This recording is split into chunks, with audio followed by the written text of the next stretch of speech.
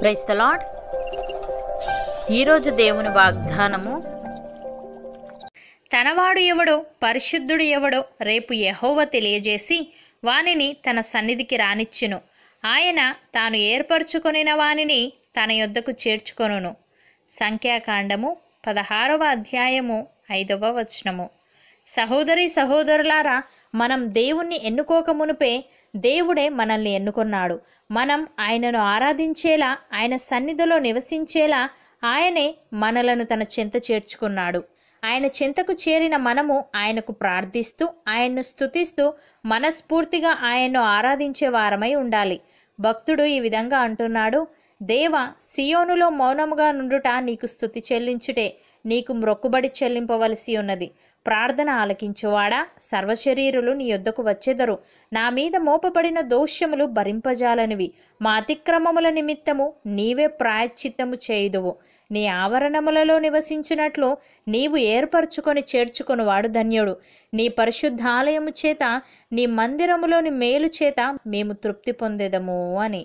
ప్రియులారా, దేవుని దృష్టి నరుల మార్గముల మీద నుంచబడి ఉన్నది.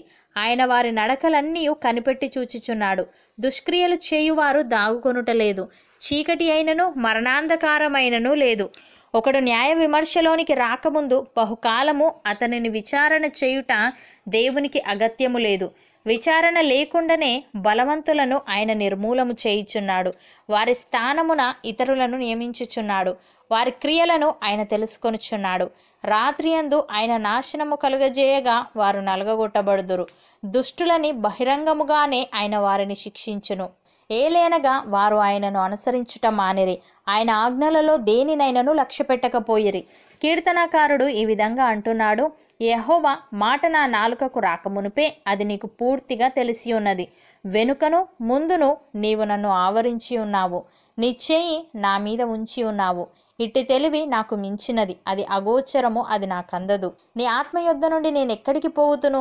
నీ సన్నిధి నుండి నేనెక్కడికి పారిపోవుదును? నేను ఆకాశమునకెక్కినను నీవు అక్కడను ఉన్నావు. నేను పాతాళమందు పండుకొనినను నీవు అక్కడను ఉన్నావు. నేను వేకువ రెక్కలు కట్టుకొని సముద్ర దిగంతములలో నివసించినను అక్కడను నీ చేయి నన్ను నడిపించును, నీ కుడి చేయి నన్ను పట్టుకొనును అని. ప్రియులారా, దేవుని యొక్క స్థిరమైన పునాది నిలకడగా ఉన్నది. ప్రభువు తన వారిని ఎరుగును అనునదియు, ప్రభు నామమును ఒప్పుకొను ప్రతివాడును దుర్నీతి నుండి తొలగిపోవలెను అనునది దానికి ముద్రగా ఉన్నది. గొప్ప ఇంటిలో వెండి పాత్రలను బంగారు పాత్రలను మాత్రమే గాక కర్రవియు మంటివియు కూడా ఉండును. వాటిలో కొన్ని ఘనతకును కొన్ని ఘనహీనతకును వినియోగింపబడును. ఎవడైనను వీటిలో చేరక తన్ను తాను పవిత్రపరచుకొనిన ఎడల వాడు పరిశుద్ధపరచబడి యజమానుడు వాడుకొనుటకు అర్హమై ప్రతి సత్కార్యమునకు సిద్ధపరచబడి ఘనత నిమిత్తమైన పాత్ర అయి ఉండును. అపోస్తలుడైన పౌలు ఎఫెసీలకు వ్రాస్తూ ఈ విధంగా అంటున్నాడు: మునుపు శరీర విషయములో అన్యజనులయుండి శరీరమందు చేతితో చేయబడిన సున్నతి గలవారు అనబడిన వారి చేత సున్నతి లేని వారనబడిన మీరు ఆ కాలమందు ఇజ్రాయేలుతో సహపౌరులు కాక పరదేశులను, వాగ్దాన నిబంధనలు లేని పరజనులను, నిరీక్షణ లేనివారును, లోకమందు దేవుడు లేనివారునయుండి క్రీస్తుకు దూరస్తులయుంటిరని మీరు జ్ఞాపకము చేసుకొనుడి. అయినను మునుపు దూరస్తులైన మీరు ఇప్పుడు క్రీస్తు యేసునందు క్రీస్తు రక్తము వలన సమీపస్తులై ఉన్నారు. ఆయన మన సమాధానమయుండి మీకును మాకును ఉండిన ద్వేషమును అనగా విధిరూపకమైన ఆజ్ఞలు గల ధర్మశాస్త్రమును తన శరీరమందు కొట్టివేయుట చేత మధ్యగోడను పడగొట్టి మన ఉభయులను ఏకము చేసెను. ఇట్లు సంధి చేయిచు ఈ ఇద్దరిని తనయందు ఒక్క నూతన పురుషునిగా సృష్టించి తన శిలువ వలన ఆ ద్వేషమును సంహరించి దాని ద్వారా వీరిద్దరిని ఏక శరీరముగా చేసి దేవునితో సమాధానపరచవలనని ఇలాగు చేసెను గనుక ఆయనయే మనకు సమాధానకారకుడై ఉన్నాడు అని. సహోదరి సహోదరులారా, మనుషుల చేత విసర్జింపబడినను దేవుని దృష్టికి ఏర్పరచబడినదియు అమూల్యమును సజీవమునైన రాయగు ప్రభువునొద్దకు వచ్చిన వారమై యేసుక్రీస్తు ద్వారా దేవునికి అనుకూలములగు ఆత్మ సంబంధమైన బలులను అర్పించుటకు పరిశుద్ధ యాజకులుగా ఉండునట్లు మనమును సజీవమైన రాళ్లవలే నుండి ఆత్మ సంబంధమైన మందిరముగా కట్టబడుచున్నాము. ఏలేనగా ఇదిగో నేను ముఖ్యమును ఏర్పరచబడినదియు అమూల్యము నగు మూలరాతిని సియోనులో స్థాపించుచున్నాను. ఆయన యందు విశ్వాసముంచువాడు ఏమాత్రమును సిగ్గుపడడు అను మాట లేఖనమందు వ్రాయబడి ఉన్నది. విశ్వసించుచున్న మనకు ఆయన అమూల్యమైనవాడు.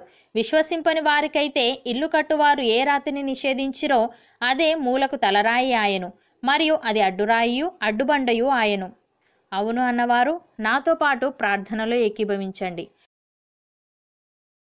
పరిశుద్ధుడా, ప్రేమగల తండ్రి, నీవు మమ్మల్ని ఎన్నుకొని నీ సన్నిధిలో నిలుచున్నట్లు మమ్మల్ని చేర్చుకున్నందుకు నీకు స్తోత్రములు.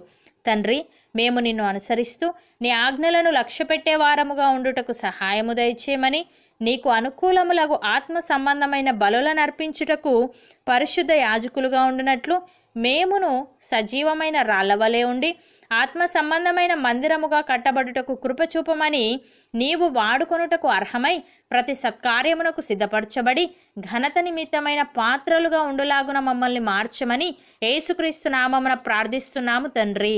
ఆమెన్.